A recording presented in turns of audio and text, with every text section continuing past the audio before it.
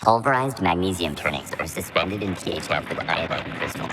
Bromocyclopentane is added droplets, forming the Grignard reagent cyclopentyl bromide in an exothermic reaction. A great way of making carbon-carbon bonds.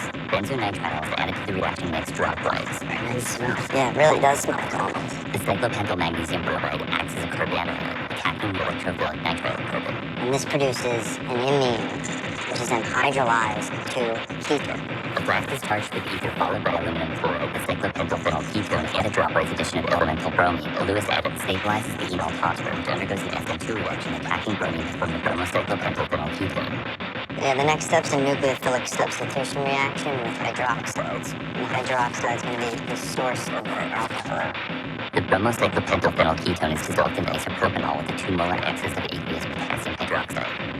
In an SN1 reaction, the bromine acts as a leaving group, and the tertiary carbocation is attacked by nucleophilic hydroxide ions, yielding the hydroxycyclopentyl ketone. This is the alcohol product.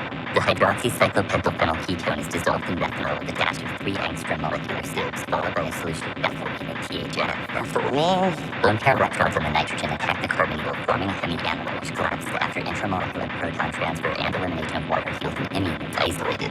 Here's the evaporated imine. Now we're just going to dissolve it in dichlorobenzene. The imine solution is transferred into a microwave reactor for 5 hours at 145 degrees Celsius. And you end up with the structure rearranging into beta-keto cyclohexylamine. The defining feature of this synthesis is a thermal alpha-hydroxy-imine rearrangement.